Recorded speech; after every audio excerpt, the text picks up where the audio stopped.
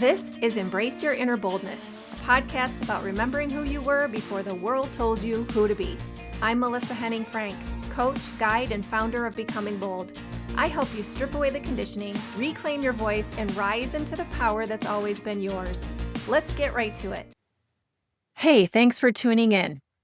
I want to talk about something that might sound really simple on the surface and also kind of radical when you actually sit and think about it. I heard about this recently on TikTok, and it's called the Great Synchronization. You can actually follow the account that created this movement, and I'll make sure to share some of those links in the show notes so that you can learn more and follow them. But the premise is 5 minutes. That's it. 5 minutes once a week, where people all over the world are pausing at the same time and focusing on 4 words: peace, love, unity, and respect. And I know your brain is probably saying something like, okay, cool, but what is this actually doing? This started last weekend, and I sat in my backyard with my feet in the grass and I participated in it. It was definitely an uplifting and somewhat emotional experience, thinking about millions of people pausing at the same time to put their energy towards those 4 words. And if you've been following me for a bit, you know I talk about the power of words. So stay with me, because this is where it gets interesting. So let's start with the word peace. I'm talking about the kind of peace where your nervous system finally relaxes, where your body isn't scanning for what's about to go wrong next. Most of us right now are walking around in low-grade fight or flight all day long. We have deadlines, notifications, bad news, tension in conversations, and all the things that we're not saying out loud. So when you intentionally focus on peace, even if it's just for a few minutes, you're signaling to your brain that you are safe. And that matters more than people realize. A regulated nervous system impacts how you operate. A regulated nervous system makes better decisions. It listens better. It reacts less. Peace is so incredibly powerful. And the second word, love. And I mean the kind of love that sees the human behind the behavior, the kind that softens your edge just enough to stay open instead of shutting down. There's actual neuroscience behind this. When you focus on feelings of love and compassion, your brain releases oxytocin, which is literally designed to help you bond, trust, and connect. It quiets that threat response.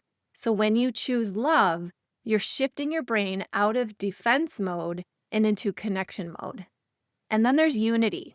This one hits differently right now. We've been conditioned to see separation everywhere. Us versus them, right versus wrong, my way versus your way. Unity doesn't mean we all agree. It means we remember we're still connected, even when we don't agree or see things the same way. There's something called mirroring, where our brains are constantly picking up on and reflecting the emotional states of the people around us. We influence each other more than we think. So when a group of people are intentionally focusing on connection instead of division, that energy spreads in ways that we can't always measure, but we can feel it. And then there's respect. This is the one that grounds everything. Respect is what keeps peace from becoming avoidance. It's what keeps love from becoming people-pleasing. Respect says, I see you and I also see me. It's boundaries. It's ownership.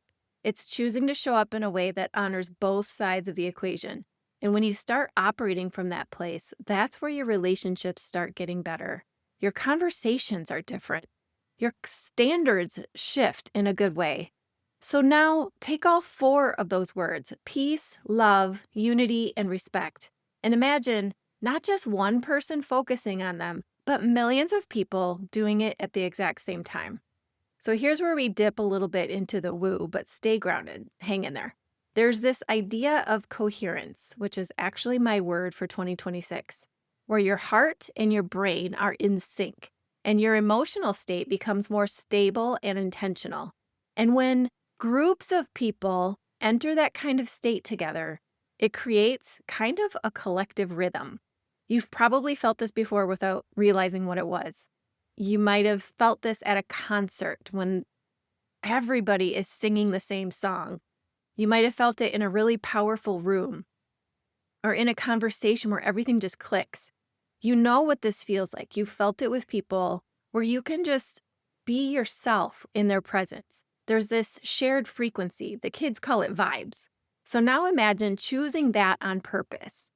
And it's not about magically fixing the world in 5 minutes. Let's be real. But it is about interrupting that constant stream of stress, fear, and division that we're feeding into all day long.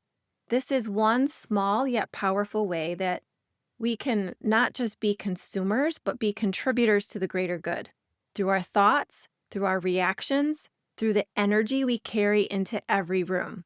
So if for 5 minutes every Saturday you pause wherever you are, in your car, in your kitchen, on a walk, it doesn't matter, and you repeat to yourself, peace, love, unity, respect, over and over, letting your body actually feel it. You're doing more than you think. You and millions of others are practicing regulation. You're reinforcing connection. You're choosing intention over autopilot.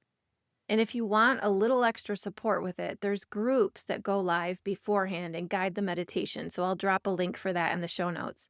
But you don't need anything fancy. No app, no perfect setting, just you, 5 minutes at a noon Central Time on Saturday, and a decision to show up differently. Because imagine this. If more people felt peaceful, they'd react less. If more people felt love, they'd connect more. If more people leaned into unity, they'd divide less. If more people practiced respect, they'd lead better. And that's how things start to change. It's not all at once, but steadily, consistently, and intentionally. So if you're like me, and it feels like the world is a lot lately, this is just one small way to take your power back. I'll be there this Saturday at noon Central Time. 5 minutes. Peace, love, unity, respect. Until then, please be kind to your mind. That's it for today's episode of Embrace Your Inner Boldness. If this stirred something in you, don't let it fade. Screenshot this episode, tag me at Becoming Bold LLC, and share it with someone else who's ready to rise. And hey, if you haven't already, take a second to subscribe, rate, and review the show. That's how we spread the boldness and keep this movement growing. Whatever came up for you today, feel the fear and do it anyway. You don't need to wait for perfect timing or permission. You are powerful. You are ready. And remember, the only limit to your boldness is the one you set for yourself. Until next time, stay bold, stay curious, and keep becoming you.